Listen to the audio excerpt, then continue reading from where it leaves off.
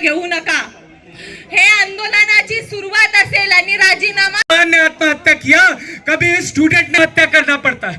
एक छोटी सी आबादी जिसको प्राइवेट नौकरी मिली है उस पे भी लगातार छटनी और ले ऑफ का तलवार लटकता रहता है, वो भी आत्महत्या करने को मजबूर करता है। तो ये हम लोग को एक कॉकरोच नुमा जिंदगी जीने पे ही मजबूर कर दिए हैं लोग कि नहीं तो आप हिंदू मुसलमान करते रहिए, या नहीं तो अगर आप एक दूसरे के अपने भाइयों का सर नहीं फोड़ोगे हिंदू मुसलमान करते करते, तो आत्महत्या नामक चप्पल से आपको कॉकरोच की तरह दबा दिया जाएगा। तो हम लोग लगातार ये बात कर रहे हैं कि धर्मेंद्र प्रधान को इस्तीफा देना होगा, लेकिन हमारी एकता से, हमारे आंदोलन से हम लोग उनको झुकाएंगे और इस्तीफा देने पे मजबूर करेंगे। इन्कलाब जिंदाबाद। यानंतर सोनम वांगचुक सर हे आपली भूमिका मांडतील। तत्पूर्वी नीटच्या पेपरमध्ये ज्यांनी आत्महत्या केलेली आहे त्यांच्यासाठी 2 मिनिटं आपण शांत राहणार आहोत, जिथं आहोत तिथंच। यानंतर सोनम कसते पुणे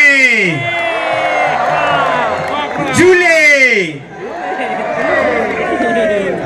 मैं आप लोगों से एक नारे के बाद पुणे कितना शांत है सुनना चाहूंगा, और फिर हम अभिजीत जी से सुनेंगे और 2 मिनट की श्रद्धांजलि अर्पित करेंगे जिन बच्चों की मृत्यु हुई है।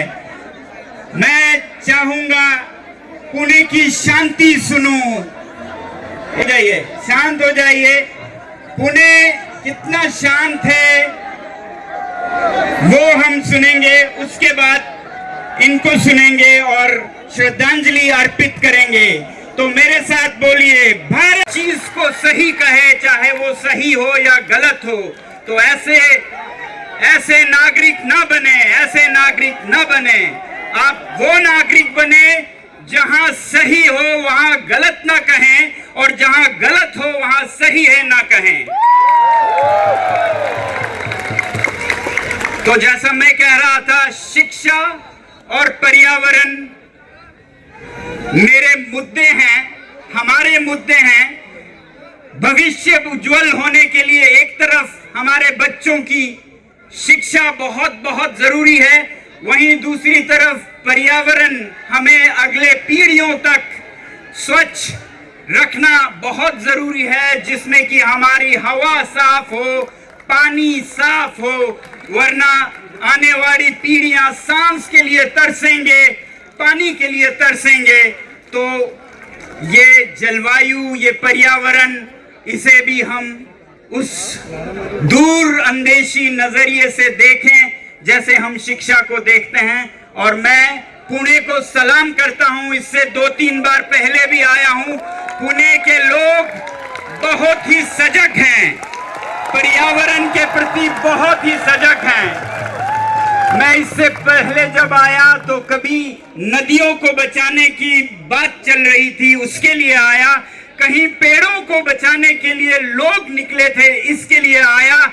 मुझे आशा की किरण दिखती है पुणे से। तो मैं कह रहा था, शिक्षा, पर्यावरण हमारे मुद्दे हैं और सत्य और अहिंसा हमारा रास्ता है। हम इस मुद्दे के लिए जब आगे बढ़ें तो सत्य पे चलें, सच्चाई के साथ चलें, झूठ के खिलाफ चलें, ताकि हमेशा सत्यमेव जयते हो, जैसा हमारे राष्ट्र। सच्चाई, ट्रुथ शल ऑलवेज प्रिवेल। जिम्मेदारी लें, जहां जरूरत हो राजीनामा दें, जो कुछ करने की जरूरत हो वो करें, मगर बच्चों की भविष्य अंधकार में ना डालें। जिम्मेदारी ले, ये बहुत जरूरी है। सत्य के रास्ते पे हम चलें, और उसके लिए मैं ये कहूंगा, लोग तो सच्चाई पे चल ही रहे हैं, बहुत जरूरी है कि हमारे देश की जो संचार व्यवस्था, मीडिया है, वो भी सच पे चले। एक देश की कॉन्शियंस कीपर्स, जो आत्मा की आवाज, सच्चाई पर चलना होगा, तभी कह सकते हैं हम सत्यमेव जयते। में भारत की चर्चा हो रही है कि यहाँ फ्रीडम ऑफ प्रेस नहीं है, 157वें की कहीं नीचे हम गिर गए हैं। तो ऐसे में मैं प्रधानमंत्री जी से आग्रह करूंगा कि वो मन की बात में प्रेस को, मीडिया को जो वो आजादी देंगे उसके ऊपर भी चर्चा करें, क्योंकि जब तक देश की मीडिया साफ सुथरी और सच नहीं होगी ना है, तो शुरुआत संचार माध्यमों के, मीडिया की आजादी से शुरू करें और इसमें भी हम भारत को विश्व गुरु बनाएं। 1 नंबर नहीं हो नॉर्वे की तरह, 2 नंबर नहीं हो तो पहले 10 में तो जरूर आए भारत। हमारा रास्ता है अहिंसा के लिए।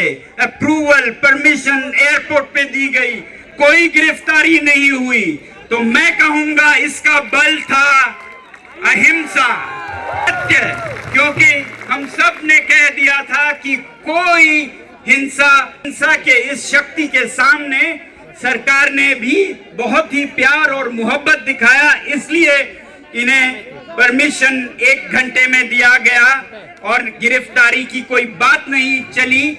और अगर इसी तरह अहिंसक रूप में यह आंदोलन चलता गया तो देश में बहुत बड़ा बदलाव भी आएगा और यही हम उम्मीद करते हैं।